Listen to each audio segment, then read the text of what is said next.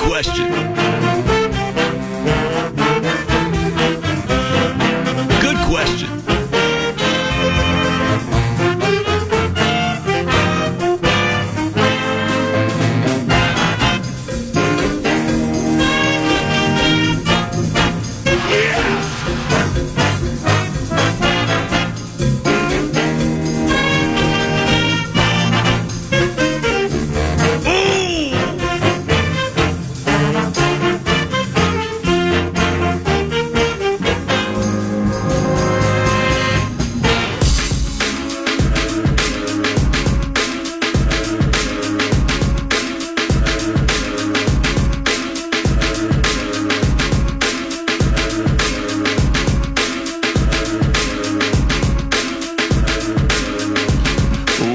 Welcome to 9 to noon on a Vikings football Monday. You might be listening to your radio right now, confused.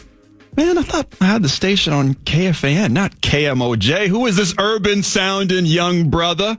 Sounds a little bit more sexy than PA, a little bit more suave. But where's the voice of the Vikings? Well, fret not. PA is safe and sound. He's somewhere in the vast and ever-expanding universe, whether that be boogie boarding in his hot tub or inflicting some type of tickle-related terrorism on an unsuspecting person. Wherever he is, I know that he's getting ready for the boom tonight as the Vikings host the Chicago Bears at US Bank Stadium. So in his stead, trying to fill the PA-shaped hole in all of our hearts, it is I, and by I mean me, Max Fuller, a.k.a. Max U. McConaughey, a.k.a. Froby1 Kenobi, a.k.a. a million other things. Brett Blake Moray is by my side. How you doing, Brett? That's one way to say it. Doesn't it feel like the sun is out and the birds are chirping after last night? Just everything just seems aligned, doesn't it?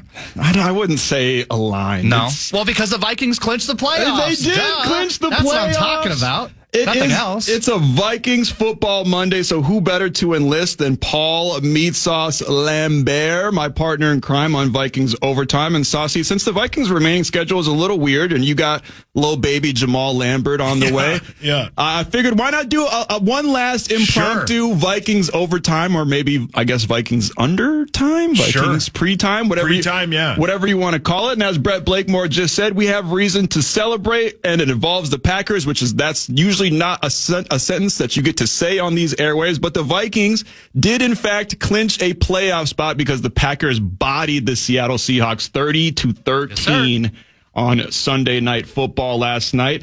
Obviously, the range in which they can finish is pretty much anywhere from first to sixth, I would say, but regardless, in a season that they were projected to be bottom feeders and potentially only win 4 or 5 games, the Vikings have clinched a playoff spot in Week 15 without even playing their game yet. That's a pretty damn good feeling, is it not? Well, it's excellent, too. And the other thing that they have going for them is they now control their own destiny. And I know that's a thing that's used a lot in sports.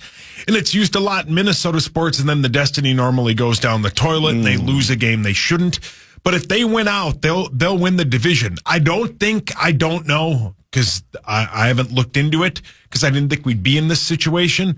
But I don't know if they have the tiebreaker over the Eagles for the number 1 seed, because obviously the number 1 seed gets the bye. But if they can win out, they should win tonight. This is a Chicago team that's basically quit. The tough game is going to be in 2 weeks when they battle Green Bay here, because now that team has life again, and they played really well last night.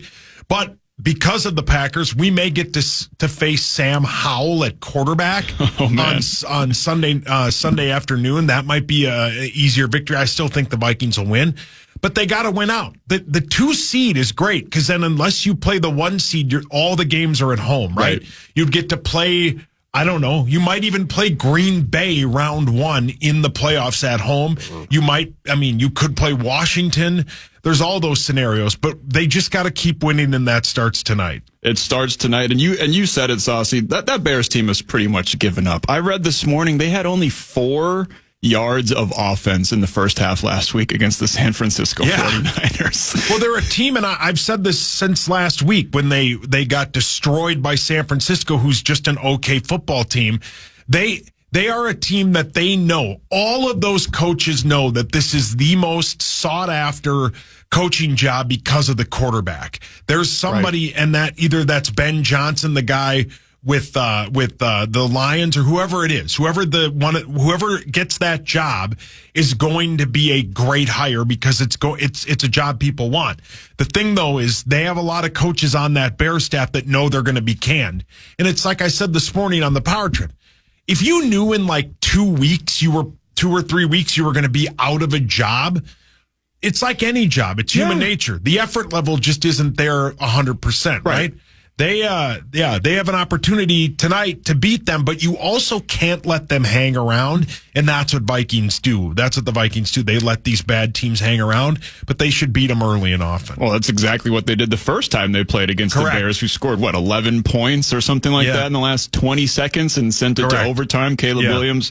I mean, that was the last time. I mean, I'm not watching the Bears every single week, every single play, but and off the top of my head, that was the last time Caleb Williams actually looked decent in recent memory. He had something like 300-some yards and a couple of touchdowns. They've lost 7 straight. 7 straight. Yep. But it's such a weird 7 straight because Caleb Williams hasn't necessarily turned the ball over. I think 6 of their losses have been by 6 points or less. So this is a team that seems like they're just a few pieces away, but they've completely fallen flat on their face this year. And the defense is terrible. The defense is really bad. And like I said, they're a team that just wants an excuse to quit, right? They don't want to, nobody wants to get hurt. You don't want to spend, your off season in Chicago when you can go anywhere in the world with the money that those guys have. But still though, it's a division game. All division games are closer than they should be.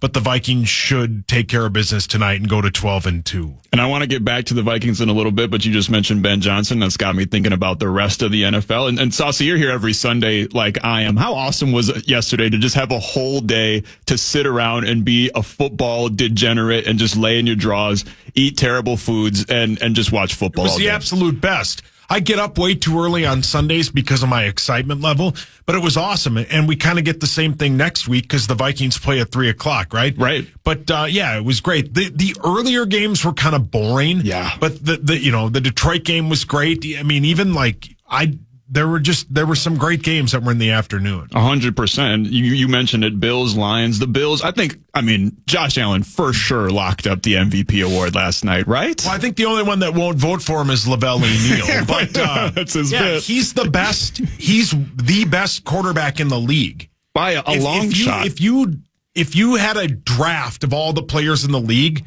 I think he'd be the first pick.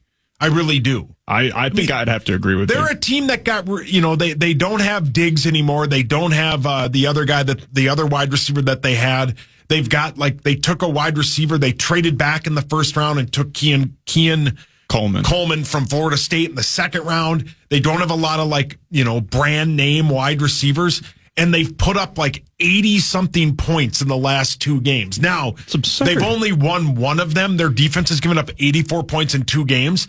But with Josh Allen, he can carry the load every week. You always got a shot with him. I mean, I get the Lions defense is very, very hobbled right now, but 559 yards of total offense and 6 touchdowns on a team that had 1 win and hadn't lost since September prior to last night. Yeah. That's hella impressive. Yeah, it's super impressive. They're just great. Yeah, and Detroit, I don't know. Do you feel, obviously the offense is the offense. They still put up, 42 points yesterday, and that 9.99999 times out of 10, that's going to win you a game. But obviously when you're up against an offense like the Buffalo Bills, it didn't work out for them. And the score is a little bit misleading because it felt like for large chunks of that game, Buffalo was up by 2 scores, if not 3 at different times. But do you feel any differently about the Lions after yesterday's loss? Do you feel less, I don't want to say scared, but less intimidated by the Lions as a potential opponent for the Vikings down the line in the playoffs? It's a very good question because thank you. You have to, they scored 48 points, they scored 42 points this week and lost. They scored 34 last week against the Pack and won on that Thursday night game. The problem that they have is their defense the last 2 games has been really bad, and they're going to lose 2 more guys, I think, to season-ending injuries that are on that defense. That defense is a sieve. We saw it, and we know how this all ended. But in 1998, that defense wasn't very good, but that offense scored a ton of points. I don't know if they can outscore everybody every week. And next week, they play at the Bears at noon, and then they play at the 49ers. I think it's Monday Night Football the day before New Year's Eve. So and then they play, they host the Vikings. Those aren't rollover games, right? I know I just ripped the Bears for 10 minutes, but the Bears that's a division game. Division games are tricky, right? And the Bears are known for playing spoiler all the time. And the Niners might have something to play for in 2 weeks, or they might not, but it's at home. And, I don't know. Their defense is not good, and they just lost 2 more pieces yesterday. I don't know if I'm not going to write the Lions off because of all these defensive injuries, because again, that offense is still superb. Elite. It's still one of the best in the NFL. But when you look at them, and specifically in a matchup against the Vikings, which means something now if the Vikings win out, like you said, they control their own destiny. They could be for the NFC North in that final week of the season. I think the Vikings defense is going to hold up a little bit better in a shootout against the Lions than the Lions defense would against the Vikings. I mean, you'd hope so. When you go through and you look at the way that the Vikings have played, I don't know if I'll look through their schedule right now quickly as I get it up here on ESPN.com. But they've given up 6, 17, 7, 29, 17. They 31 when they lost, 30 when they lost to the Rams, 13, 7, 13, 27, 22, 21. There isn't a 40-point game, right? They haven't even an upper 30-point game. Right. Yeah. 30 and 31 when they lost to the Lions and the Rams in back-to-back weeks. But the defense is good, but you get into shootout style, you got to make sure that offense can keep up, and I think the Vikings can. Yeah, and like you mentioned, it, Lions remaining schedule, Bears, 49ers, and then Vikings. So obviously winnable, but they might not be even necessarily playing for something by the time it comes around. Bills remaining schedule, by the way, Patriots, Jets, Patriots. Well, look at the Eagles remaining schedule. That's even worse. It's ridiculous. They host the Giants in the last game of the season.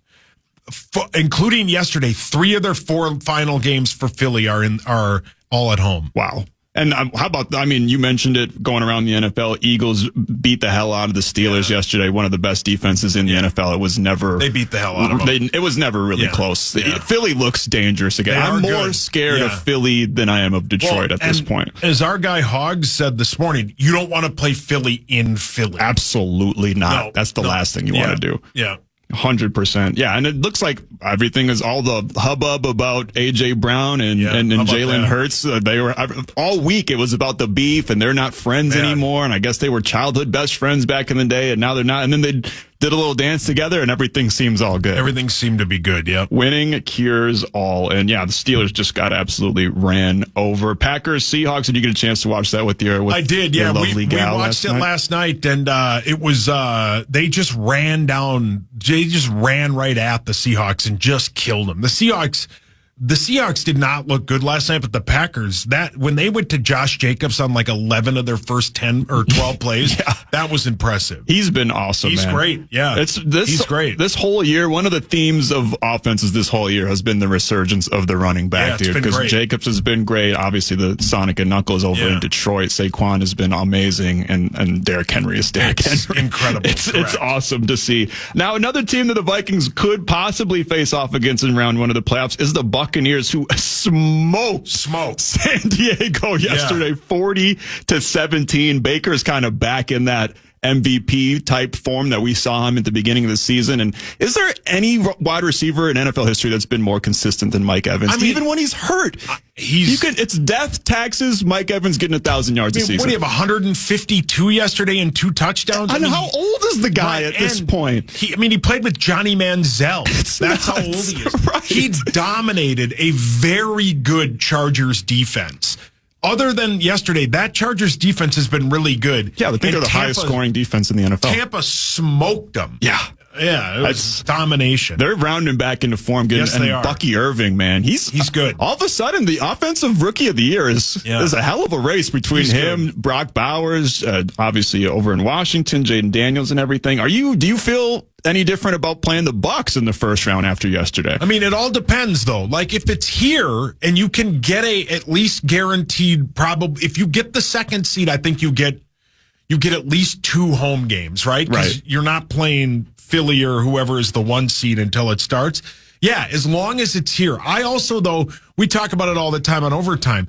They won 3 straight road games. Now, it wasn't against good competition, but winning on the road against anybody is tough, It's right? really hard. It's tough. So I'd rather have them play games here. I don't want them to be the 5th seed. And after the Lions losing last night, the door's wide open. Yeah, and the Vikings just play significantly. Teams genuinely seem flustered by the environment at U.S. Bank Stadium when they have to come into Minneapolis. And it'll be rowdy tonight. Oh, yeah, I can't wait for it. Yeah, Winter whiteout. And real quick, Saucy, before we get to the Vikings-Bears game again, maybe the biggest news yesterday was in the Chiefs-Browns game. Patrick Mahomes coming up hobbled a little bit towards the end of the game there. And now they said he's week to week, day to day, whatever, but that could be a huge impediment to a Chiefs three-peat. Well, and it's not only that, like they play Houston at home. They play twice in the next 10 days. Right. They play Saturday, and then they play Wednesday on Christmas Eve. And next week, this Saturday, when they play against, which is weird, I know it's the NFL, but you're going to run up against 3 of those college playoff games anyway. But they play at noon. Houston is now a 2.5-point favorite on the road in Kansas City because people don't know if Mahomes doesn't play. Right. If Mahomes doesn't play, I think the whole thing changes. But it's over. But we said the same thing about the Packers when they lost Jordan Love and they won all their games. That is true. Yeah. Right. Malik Willis all of a sudden turned into an NFL caliber quarterback. Just that offense in Kansas City is so dictated on the escapability and the way that Mahomes plays that it'd be a tough road. And that's why right now the Houston Texans noon on this Saturday, they're 2.5-point favorites. Yeah, it's a crazy thing, man. And obviously I'm not one of those people that thinks the NFL is scripted, but this seems like the perfect thing if it was scripted to be like, all right, we want the people to write the Chiefs off now. So we're going to have Patrick Mahomes get injured. They look terrible. I'm not going to buy any of it until I see the Chiefs in the playoffs because they looked terrible around this time last year too. And then they ended up winning the whole thing. But I think to your point though, I think the Chiefs have a tough final schedule. They play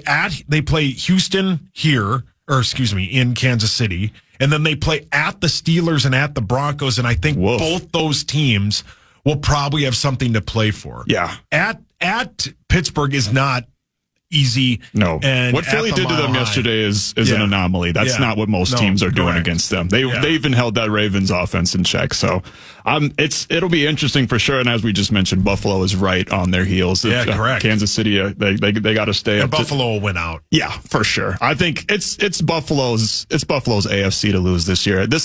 I haven't been a Josh Allen hater per se. I love Josh Allen. I've always respected his game, but this is the year where I officially am like, okay, I see it. This dude is the best quarterback in the game. He should absolutely win MVP hands down. The Bills next week against the Patriots are 14-point favorites. I just want to ask Sauce, watching that Bills-Lions game, was there any deliciousness factor of just seeing the Lions finally eat some humble pie? I cheered for the Bills the entire time. I loved it. Yeah.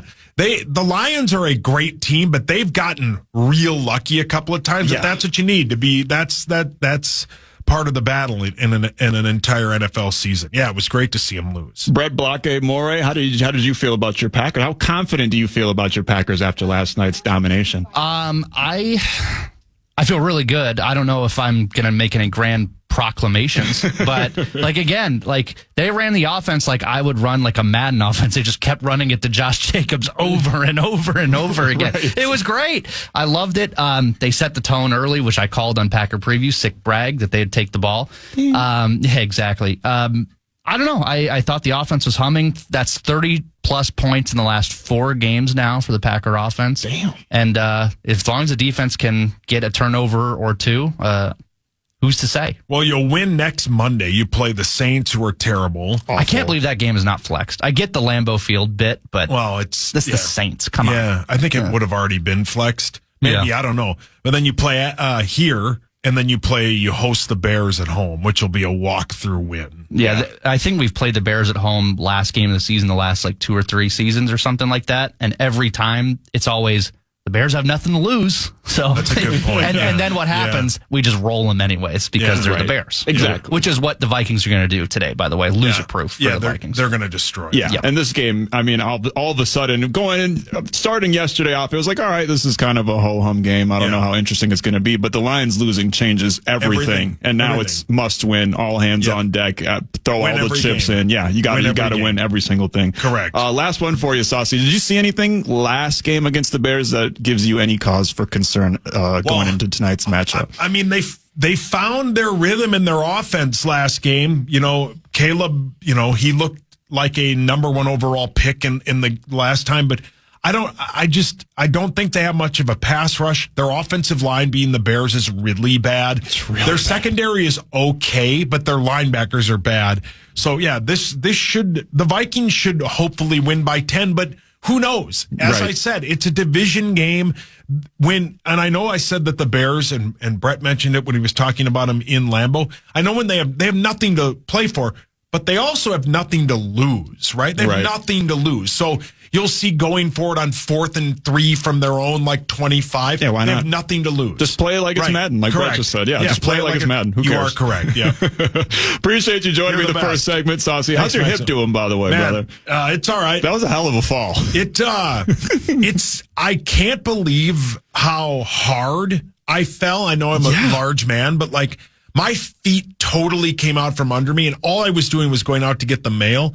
And when I fell, the full video is I fall, I yell the F word, and then I just quietly go, Kelly! And she comes out, and she's 9 months pregnant, right? And she's like, what happened? And I could barely get up. It was bad. But oh my God. My whole side is all bruised. But yeah, I'm fine. You're lucky you said the F-bomb, because if you didn't, that sound effect would be used on the fan every day. Yeah, correct. Yeah, I'm shocked they didn't play it over and over again, but yeah, I'm just glad, I didn't hit my head, and I'm glad I didn't hit my teeth, because they're fake and they would have busted and been everywhere.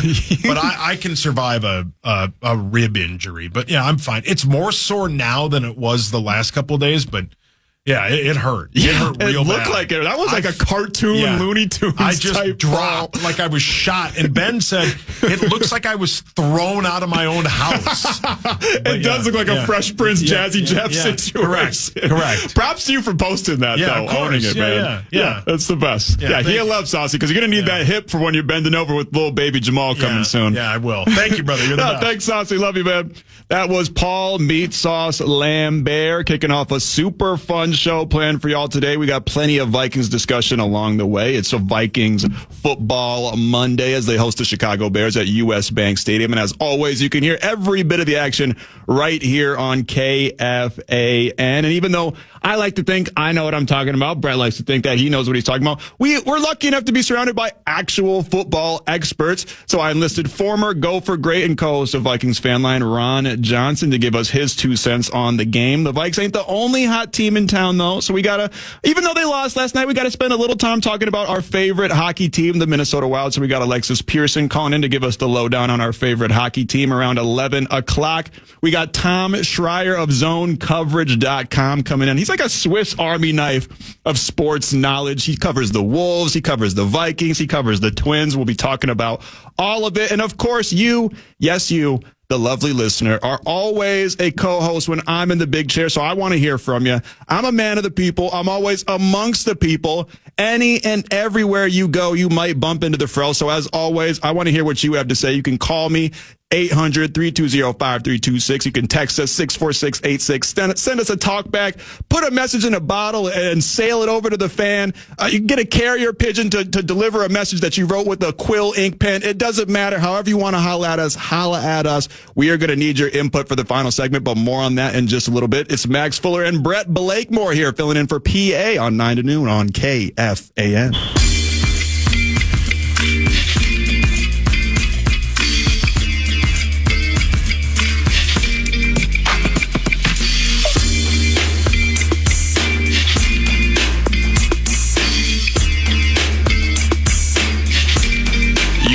Back in tune with 9 to noon right here on KFAN. My name is Max Fuller alongside Brett Blakemore, hanging out with you while PA warms up the chops for a chilly Monday night football game at US Bank Stadium between the Vikes and the Bears. Obviously, you can catch all of the action right here on KFAN. Brett Blakemore, do you know what time the pregame festivities start today, my friend? As you check the schedule that Abbott so diligently posts Well, it's every 5 week. o'clock. Of course. You're really settling into that big chair very well. that is a classic move. Hey, what's going on with the schedule? I should know. Yeah, it's at 5 o'clock. Vikings football Monday? Vikings football, a Monday football feast, I guess. Is it still called Vikings football Sunday?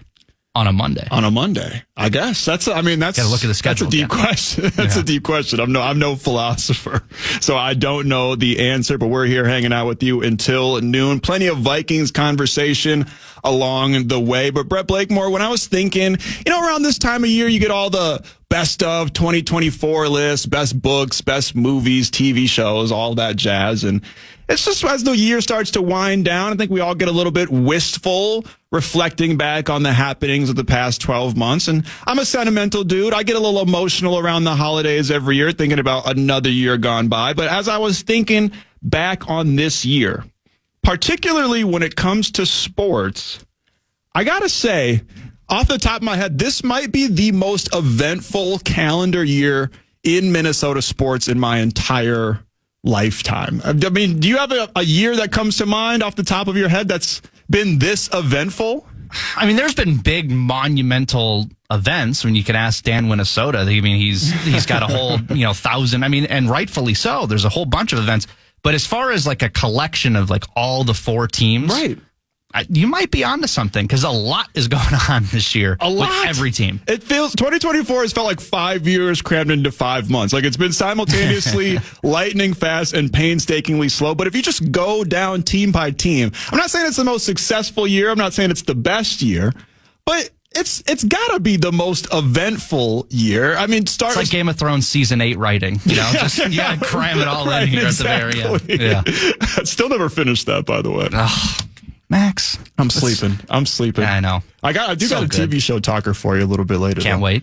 Let's start with the Vikings for a second here, Brett Blakemore. Mm-hmm. If you really think about it, even before you get on the field, 2024, the Vikings part ways with Kirk Cousins, who had been, the franchise quarterback for several years now. They get Sam Darnold and draft J.J. McCarthy in the first round of the NFL draft, and let alone acquired all the new faces on defense. McCarthy gets hurt for the season. Darnold is the starter, and he leads the Minnesota Vikings to one of the best records in the NFL at 11-2, and they have a realistic shot at a deep playoff run, if not the Super Bowl. I mean, that's pretty crazy, just going off of one team. Am I right? Yeah, I mean, and not to mention the fact that you get this rookie QB who you think is going to, the talker all training camp was, is it going to be JJ? Are they going to sit him a year? Right. Or is he going to play right now? Well, unfortunately, medical decided for him, the medical gods. And I hope he gets back to 100% as soon as possible. I don't know where he's at with that, but that was an event that turned the season. It's 100%. like, okay, well, now it's Sam Darnold's time, and he's made the most of it so far. He absolutely has, and they've just been dominating teams. It's been a really fun year for the Minnesota Vikings. You go over to the Minnesota Wild, who started off the calendar year a little rough. Obviously, that didn't make the playoffs, although there was some high highs. I think it was February. They scored 10 goals in a game that I was supposed to go to, by the way, and then missed the bus. No. I missed the bus and was like, it's just a wild game. It'll be fine. And then it's like 10-9 or something like that. Was that Canucks game? Threw my phone at the wall because I was like, why, you idiot? Why did you not go to the game? That would have been so fun to see. But how much Uber do you think that would have been? I know. I 30, should have just coughed up the money. I should have just coughed up the money. You got to see your Minnesota Wild I got to see the Minnesota Wild play, especially right now because they started off the year rough. Obviously, they didn't make the playoffs. They had kind of a rough season. And then throughout the summer, everybody was worried about the payroll. Everybody's worried they're still in this kind of payroll purgatory type situation. And then, no big deal. They're just the best team in the NHL so far. About what? A third of the way through the season, a fourth of the way through the season. A good portion of the way through. I mean, it's 30 games in out of 82, something like that. And almost, I mean, you look at the trophy, who are the finalists, predicted finalists for every trophy. Almost every single award is a Minnesota Wild player. It's amazing. The fact that the odds-on favorite to win the MVP, the Hart, is a player on the Minnesota Wild is astounding. It's right. It's flabbergasting. I mean, I'm newer to hockey, but to a longtime hockey fan, that's got to be an early Christmas present. When you would go to Wild games, you would, in years past, you would think, all right, when is Pittsburgh coming to town? Because I want to see Sidney Crosby. When's the Oilers coming to town? Because I want to see McDavid. Like, I want to see some star power. We see that every night now. It's so cool. It's unbelievable. And obviously, the basketball team across town, it was a similar thing. It was like, okay, LeBron's in town, so let me go to a Timberwolves game, or so and so's into Kobe's in town. Let me go see a Timberwolves game. But all of a sudden, the Minnesota Timberwolves make a run to the Western Conference finals for the first time in 20 years, and I think the second time ever. First time out of the first or second round in decades. The future face of the league fully blossoms into being the future face of the league. The guys out there winning gold medals, and not only that, you trade longtime franchise player Karl Anthony Towns in a blockbuster trade for Julius Randle and Dante DiVincenzo. And then obviously they've had their struggles to start this season, but they're rounding into form. So again, every single team has something going on. And all these teams so far I've named off, it's been something successful going on. Well, for the most part. The trade, it may not be working out as well as Wolves fans may have hoped, which I'm old enough to remember when you and Guardsy were on Running Back Island. We still are. Everyone else said, get rid of Cap. Right. This guy's got to go. They tried to burn Running Back Island. And then what happened? It looks great last year. Then they get what they want, even though I think it's cap related too. Like they couldn't afford to. Yeah, second apron business. Yeah, exactly. But now you see what the other side of what Running Back Island was. Correct. And, it's a little bit stepped back. Yeah, all of a sudden people want their passports to go go get it stamped on Running Back Island. Funny how that works. You and Guardsy have taped it all off. Yeah, right. Borders are closed. Yes. We are not welcoming in any new citizens to Running Back Island, and like we're struggling. Canada. It's a recession here on Running Back Island. Speaking of recession, most of those teams, like I just said, it's been at least somewhat successful, at least some high highs. Well, you go over to Target Field, and you have the Minnesota Twins, who had a very eventful year, but pretty much for all of the wrong reasons. Fan apathy reaches an all-time low. Outrage reaches an all-time high. Poll ads end up putting the team for sale. I mean, right away, you start off the season with the tornado of turmoil. You got the TV deal. 80% of the freaking state can't see the damn team. Yep. And you got the payroll fiasco after having one of your best seasons in decades. You cut the payroll. So that's all, eventful in all the wrong ways before you even get on the field. They have a ho-hum year, but they get to the point where they have basically a 90% chance of making the playoffs. Have a historic collapse to the point that fans are outraged and the poll ads end up putting the team up for sale, which, by the way, there was some news over the weekend about a potential buyer. We'll talk to Tom Schreier of ZoneCoverage.com about that a little bit later. But he'll know everything about him. Every single thing. Yeah, he'll tell us everything we need to know about the Ishbia Bros. But again, that's even that. You have a bunch of stuff going on with the Minnesota Twins. The poll ad selling the team is one of the most eventful things that's ever happened in franchise history. And even if you go beyond the big four, you got the Minnesota Lynx, who make a run to the WNBA Finals in a banner year for the WNBA. They give us 5 of the best basketball games in a final series that you're probably ever going to see. Probably the best WNBA Finals in history. One of the most controversial finishes in history. Gophers football had a wild season. Even on an individual level, Suni Lee was at the Olympics, represent for Minnesota. I don't know, man. I know things come and go, ebb and flow, and wax and wane, so on and so forth. But 2024, it feels like the year that Minnesota graduated from flyover country and became one of the central foremost hubs of sports in the good old US of A. Well, not even to mention Gopher hockey, your favorite sport. Of course. Still ranked number 1. The fan has learned. It might not be for long after they lost to Michigan State. But they're still a very good hockey team and probably will make a run in the tournament. How about the Minnesota Frost winning a championship? Oh, my gosh. Think about that. You just keep going down the list. Copyright Dan Barrero. How about the Minnesota Wind Chill winning a championship in Ultimate Frisbee? Come on. We're Titletown now. It's Minnesota for real. Not Minnesota, but Minnesota. And it all started in 2024. And me and Brett are relatively younger guys. I like to think I'm a younger guy, even though I'm 30 and turning 31 on Christmas. So I'm sure closer to 30 than I am 25. It's the worst feeling. Sad. It's the worst feeling in the world. Oh my God. You know what else? There was I can't remember what team it was, but they're going out to the practice field, they asked a question and they're like, what is old to you? And they're like, anything after, if you were born before 97, you're old. I'm like, no! Stop! Damn it! These are pro athletes saying that. I can hear the Reaper knocking on my door. Oh my gosh, it's the worst feeling in the world.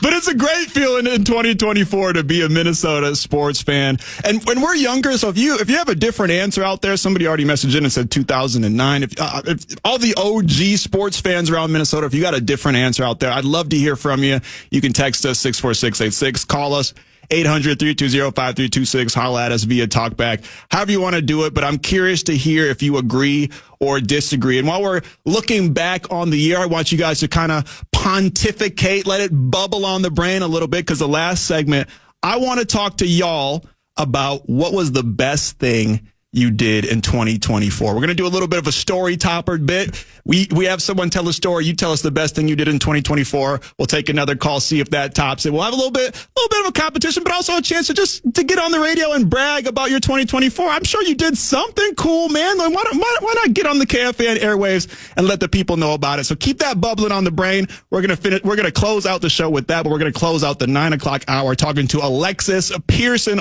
about all things Minnesota Wild. We'll be right back right here on the Fan. Get ready to experience the magic of James Taylor live in concert. Don't miss out on seeing the legendary singer-songwriter along with his all-star band when they take the stage at XL Energy Center June 17th. Tickets on sale now. Get all details, KFAN.com, keyword calendar. Welcome back to 9 to noon. Max Fuller here filling in for PA as he gets the vocal cords ready for a Monday night main event between the Vikings and the Bears at US Bank Stadium. As always, you can hear every bit of action right here on the Fan and the free iHeartRadio app. Pregame starts around 5 o'clock for the Boom at 7 p.m. Hopefully Christmas comes a little early and Santa delivers a W for the Minnesota Vikings. Speaking of the holidays, it's always a gift to chat with Alexis Pearson about our favorite Christmas-colored hockey team in the Minnesota Wild. Although she might feel a little bah humbug after last night's 3-2 loss to the Golden Knights. I want to get to the game, Alexis, but while we're on the subject of presents, is there anything that you ever asked for Christmas as a kid that you never got that you're still salty about? Yeah, I've asked for it for every gift, every wish, everything for my entire life. It's the Minnesota Wild Stanley Cup. I'm still waiting for somebody to pull through on that one. I was going to ask you if you could ask Santa for something for the Wild, what would you ask for? But I think your answer is obviously a Stanley Cup final, right? I'm not even kidding. Every year for my birthday, from the time I was old enough to have a thought up until last year, I wished for a Wild Stanley Cup when I blew out my candle. Well, your wishes may be putting a little dent into the hockey gods, because the Minnesota Wild are the best team in the NHL despite a 3-2 loss to the Las Vegas Golden Knights last night. What do you think of last night's game, Alexis? I thought it was a really good game for two teams who were on the second night of a back-to-back. A lot of times those games can be a little sloppy, a little tired, a little disorganized, and I thought both teams looked fired up. I don't think either team looked like they played the night before, especially Vegas, traveling in between. They definitely had the worst case scenario in that one, even though the Wild also played the night before, and I just really entertaining game. I was impressed with the way Jesper played yesterday with his first NHL regular season start at home. He's had a couple starts in the league, but they've all been on the road, so his chance to play in front of the home crowd in a big game. Disappointing the way the Wild lost with that third, ultimately the game-winning goal going off of Freddie. Able to beat Jesper for that go-ahead goal that ultimately won the Knights the game. It always stinks when a goal like that is what wins a game like what we saw yesterday. But overall, I really like the way the Wild played. Now, you want to talk about concerns. This team can't beat the best teams in the league, at least in their own conference right now, which is probably, to me, the biggest concern. But I will set that aside for now and worry about that later on in the season, because right now the Wild, for the most part, are winning games. They're one of the best teams in the league. They need to start beating some of these really good teams that are right alongside with them. But overall, I'm pleased with the way the Wild are playing this season. Now, I know you just said you were going to set it aside, so I'm sorry, but you're going to have to pick it back up again because with that loss to Vegas, the Wild, I believe, are now 2-6-1 this season against the teams that are currently in the Western Conference playoff picture. Obviously, they've been lights out against pretty much every other form of competition this year. What's stopping the Wild from hanging with these Western Conference playoff teams? Yeah, that is correct. Only 2 wins against those listed teams there. And honestly, this problem goes back to even last season. I mean, they struggled against like the Vegases, Dallas has had our number for God knows how long. I can't even wrap my head around how much they've been able to beat up on us lately in both the regular season and the postseason. But it is a concerning problem. And the reason to me it's a bigger problem in the NHL with the way the playoffs are set up is back in the day, it was 1 through 8, 1 played 8, 2 played 7, so on and so forth. Nowadays, the way that the postseason is set up, if you are in that second or third spot in your division, you're playing each other. Oof. So right off the bat, you're going to play a really good team in the playoffs. It doesn't matter, if you're one of the best teams in the league, you're not just going to get handed one of the worst teams in the playoff picture. You're going to get handed somebody who's just as good as you. And if you can't find a way to beat those good teams in the league, you're going to struggle in the postseason, especially in that first round if you do end up being in one of those 2 or 3 spots in your division. So it's concerning with the way the postseason is set up that the Wild can't beat these really good teams, because at this rate, they very well could be that second team in the division. Hopefully they end up being that first place team and they get a wild card team in the first round. But at this rate, Winnipeg's still playing well. So they need to find a way to beat these teams. At this point, I don't know if it's a mental thing. I don't know if we just really can't hang with them and we're maybe frauds in that way. I'm not sure what the answer is, but that to me is the most concerning issue for the Wild right now. Hey, Alexis, Brett here. I would agree that is number one concern. My other concern, though, that I want to get your take on, I think we saw it illustrated yesterday against the Golden Knights, was Kirill gets 2 goals, which is great. We love that. Yep. The top line's rolling, and the rest of the lines did nothing. They did not contribute offensively at all, and I think that's been a trend where if the top line isn't going, the whole team is dead, and when the top line is going, they're the only line that's going and producing offensively. I get it's not the third and fourth line's job to carry offensively, but you have to do something. I think that is a big thing. Do you think I'm onto something or on something with that could be a problem? I think that's a really good point. And that's another problem that's dated back to seasons past for the Wild, right? I mean, last year they had that streak where nobody other than the first line was scoring for like weeks. I mean, and that is a concerning problem to have, because I believe the best teams in sports have depth. They have the ability to roll whoever's out there and know they can get the job done. And like you said, it's not the fourth line's job to go score goals on any team, the best teams or the worst teams. It's not even necessarily really always the third line's job to go get that done. I mean, you're relying on your top 6 to be your true consistent goal scorers. But at the end of the day, I always say that superstars can carry you through a regular season. It's depth that wins you playoff games and championships. Because once you get to the postseason, everyone's going to be doing their film on Kirill Kaprizov. And even though he's tough to figure out, and even though you know what he's going to do and he's still hard to stop, it's easier to contain those superstars sometimes in the playoffs because you're prepared for that. That's the only thing you're focused on, is how do we shut down their best player, especially when there's some depth lacking the rest of the way down the lineup. So it's another thing for me where it's like right now it's fine. We're scoring. We're winning for the most part. We're one of the best teams in the league. But when it comes to the postseason, how will these teams shut down that top line? How will those teams shut down Kirill Kaprizov and Matt Zuccarello as a duo, or Kirill as a single player? And what is that going to mean for us? Do we have the personnel to be able to step up and be able to fill those gaps? And yeah, it's definitely something the team needs to figure out. I mean, at times they've shown depth this season where other lines have been able to contribute and score, and we've had some players step up a little unexpectedly. But it definitely is something that needs to be figured out, because teams will find ways to shut down our best players. It will happen eventually, and they need to find a way around it. Talking to Alexis Pearson. She covers the Minnesota Wild on the radio, on TV. Do you write about them too? I mean, is there any form of media that you don't cover the Minnesota Wild? Does angrily writing in my diary about Wild Boston count? That definitely counts. Okay, then yes. I'd be curious to see your burn book for the Minnesota Wild. But you guys just mentioned it. Ain't nobody shutting down our top line. 2 more goals for Dollar Bill Kirill last night. Are you a Dollar Bill Kirill girly, or are you a Kirill the Thrill girly? You know, Dollar Bill Kirill's got such a fun ring to it. It's way better. Kirill the Thrill is so spot on because he is a thrill to watch. It just kind of rolls right off the tongue. So I like him interchangeably. I know back in the day he said he liked them both equally as well. So as long as he's rocking with them both, I'm rocking with them both. Well, I guess I'm rocking with them both too then. And then at this point, if he keeps playing the way he's playing, we're going to have to consider putting Kirill on the dollar bill here in Minnesota. I mean, he's probably going to win the Hart Trophy. He's like the league leader in points, I think, after last night. He's tied with Leon Draisaitl, and he has the most points through 30 games in wild history, I believe I was reading this morning. What do you think has been the biggest difference in KK97's game this season? I think part of it is he's just getting more and more comfortable out there with accepting the situation on the ice for what it is. We've seen him turn into a player this year who at times is more of a passer than a scorer. And I think in seasons past, we've seen him try to be more of the scorer than the passer. Normally it was Zuki is passing him and he's scoring. And this season it seems to be they're adjusting to whatever the situation is out on the ice. We've seen some incredibly sick passes from Kirill this season that have led to Minnesota Wild goals. We've equally seen some incredible passes to Kirill that have led to Minnesota Wild goals. So I just feel like this season, he's just doing what needs to get done, and whether that's him being the passer, him being the scorer, he's comfortable out there in any situation.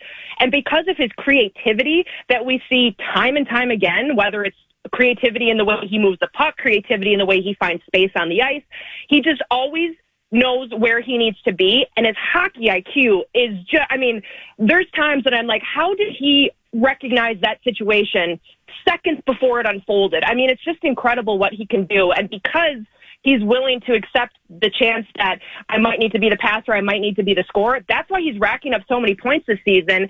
And like I said earlier, he's the kind of player that even if you know what he's going to do, he's still hard to stop. It's like OV in the circle. You know he's going to score that goal. You could be in position. You could try to get in front of it, and most times he's still going to score on you. That's the kind of guy Kirill is. He's hard to stop no matter what you think you need to do to get the job done. I'm more of a Kirill the Thrill guy myself, but after this new extension, maybe he'll be dollar bill Kirill to me, hopefully. $1 million bill Kirill. Yeah, multi-millions, bank truck $1 million Kirill. The other thing that concerned me, I know to go back to the negative for a little bit, because there's nothing but positive to talk about when it comes to Kirill, but the penalty kill continues to be a problem. And that was part of the narrative in the offseason was, well, we're going to sign Trennan to shore up the penalty kill. We're going to sign Jacob Lauko to shore up the penalty kill. And I think it's been as worse as it's ever been. I mean, last night, that first goal, Wallstedt had no chance because Mark Stone had free parking in front of the net, didn't see it at all.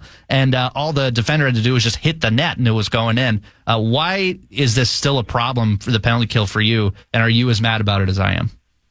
It's frustrating. It is frustrating for sure because special teams, as we know in sports, are such a big turning point in games. And if you can't get it locked down on special teams or you can't convert when it's your chance on power plays, it really can change a game. I mean, how many times have we seen a game swayed because of the ability or inability to do something on special teams? And this is another problem for the Wild that has been ongoing. This has been an issue for years for Minnesota, has been specifically the penalty kill, but in general, special teams has been something that regardless of how good the Wild have been in recent years, this is an issue we keep coming back to saying, well, they're really good, but they can't kill a penalty, or they're really good, but they can't convert on the power play. And a penalty kill marker is such a dagger. I always say if you're going to have one special team be good and one be bad, I'd rather have a strong penalty kill than a strong power play, because being able to shut down a penalty kill and shut down your opponent with the man advantage is such a huge a moment in a game, and the ability to sway it that way. We see momentum shift so many times. At this point, I don't know how you fix that problem. We've seen different personnel come in. They've tried different penalty killing units. They've tried different things. The Wild are a very disciplined team. I believe they're 7th in the league for fewest penalty minutes taken this season. So they're trying to fix it from that perspective of let's just take less penalties. But at the end of the day, regardless of how disciplined you are, you're still going to find yourself in moments where you're having to kill penalties, and at big points in games too. So this isn't a problem that can go on. It's really hard to win championships when you lack the ability to do something on special teams. And to me, the inability to beat really good teams in the league and the inability to kill off penalties right now for Minnesota are my two biggest concerns. Despite all that, they're still winning games, and I'm happy with the way they're playing overall. But those are the kinds of issues that are going to bite you in the end if you can't figure out a way to fix them. Minnesota Wild host the Florida Panthers on Wednesday, 8:30 p.m. puck drop. And as always, you can hear every bit of action right here on the Fan. A couple more for you, Alexis. Speaking of problems, Marcus Foligno's hands have been a problem for opposing teams lately. It seems like all he does is punch people in the face these days. I'm new to the hockey scene, so I still get ridiculously hype when there's a fight. Like every time I'm like standing up, I'm like, oh, they throwing hands. Y'all seeing this? And my friends are just like, yeah, so what? So did the fights ever get old? And off the top of your head, what's the best fight you've seen on the ice? Oh, boy. I mean, okay, well, first of all, Max, I'm like you. I've been watching hockey for 20-plus years, and I still get fired up every time because it's the beauty of the sport. There's no other sport where you can the officials just watch you fight and let you get it done. That's the funniest part. The ref is just like there watching the hands like, ooh, yes. Okay. Oh, yes, ooh, like all they're right. assessing the situation too. Like other than legitimate fighting, boxing, all that stuff, there's no other sport where that's allowed. You're just allowed to let loose and fight each other. So I still get excited. I still get fired up. I'm still yelling at the TV, knock him down, get him. Like I'm doing that all the time too. It's the beauty of the sport. I mean, I've seen some really good fights in my day. I think my favorite fight, and, I'm probably forgetting some really good ones from when I was younger, but this one is special to me because it was the game that I officially decided to start my Marcus Foligno fan club, was the Superman punch in the Winnipeg game. Oh, yeah, that was so awesome. 2 years ago, that one was incredible, and that game was so fun all around, too, but that Superman punch lives rent-free in my head, and it always will. The gonads to throw a Superman punch on skates is just unparalleled. I mean, that could have ended so badly for Foligno in a multitude of ways, but he didn't care. He's just like, I'm going for it. I see an opening. I'm going for it. That you're 100% right. That was an awesome moment. A couple more for you, Alexis. I know it's still early in the season, but how have our beloved Minnesota Frost been faring? Because I know you cover them as well. Yeah, absolutely. So they play Thursday. There was a bit of a break here in the league this week, so there wasn't any games. So we're back in action this week. Minnesota plays Ottawa at home on Thursday. So if anybody's listening and wants to come check out that game for a little pre-Christmas hockey, make sure you come out to the X for that one. You can get tickets online. They're pretty cheap, so great way to go out with the family and find something fun to do without breaking the bank. But they've been off to a decent start. They've had some really good games to start this season, and they've been in every single game, which is always fun to see because, anytime, even if you're losing games, it's like at least if you're keeping it close, you're in good hands, and that's kind of been the case with Minnesota this year. So they've had a really good start this season. Of course, that home opener, they lost in overtime, which kind of stunk, but then they bounced back and have been able to put together some good games since. So I definitely think this is a team that could do what they did last year all over again this season, but there's so much parity in this league that it would not shock me whoever ends up winning the cup this year. But I do think Minnesota has a really good chance to do it. They've brought back so many of the pieces from last year that helped get them that Walter Cup in that inaugural season. They've got the same stellar goaltending duo. They've got all the big names that everybody knows and loves, like Taylor Heise, Grace Zumwinkle. They've also had some rookies really step up and play really well. Dom Petrie has scored a goal in each of her first 3 games as a rookie this season, which is just really awesome to see. So they've had some familiar names stepping up and making some big plays. They've also had some of the younger players come in and make a difference already early on in the season. So they play this Thursday against Ottawa, and then they've got a couple more to close out here in December, and then they've got a really busy schedule in January. So we'll see how things go when they pack some more games in the new year. Heck yeah, ladies. Bring that Walter Cup back to St. Paul. We love to see it. Alexis, we're closing out the show today, letting the listeners tell us the best things they did in 2024. Give it a chance for people to brag about themselves a little bit and talk about their accomplishments or something that they did that was really awesome in 2024. What's the best thing you did in 2024? Oh, okay. I'll go one work and one personal, really awesome thing. So the first one, work one, getting a chance to work the Walter Cup finals with TSN was really cool. And it was especially cool because, at the time the job, I didn't know Minnesota would be playing in the finals, winning the cup, but it made it extra special that Minnesota made it there. And I got to watch my hometown team get the job done. So that was really fun, my first time working with TSN, and it was a really fun finals going the distance 5 games. So that was my work fun thing. And then my personal thing is obviously I got engaged over the summer, so that was really exciting. So yeah, it was a good 2024, but 2025 I'm hoping is even better. I'm sure it will be. We appreciate you so much, Alexis. Where can the people find you if they want to hear more of your thoughts about the Wild and or the Frost? Yeah, you can check me out on X at Alexis Mariana, Mirjana. It's my middle name. Nobody get too excited. Same thing on Instagram. And then, we've got Frost coming up here on Thursday. You can check that out. I'll be on the call for that. We've got lots more fun wild games coming up before this month ends. So it's a great time of year. This is the best time of year. You got the holidays. You've got sports in full action. No complaints here on my end. So if you want to check any of that out, check me out on social media or tune into one of my games. Speaking of the best, you're the best, Alexis. Thanks for joining us this morning. Love you guys. Bye. That is Alexis Pearson. She covers the Minnesota Wild, the Minnesota Frost. And from one hot team to another, we're going hardcore football. Talking to Ron Johnson, the co-host of Vikings Fan Line, about all things Vikings and maybe a little CFP. Second hour of 9 to noon is coming at you right after this.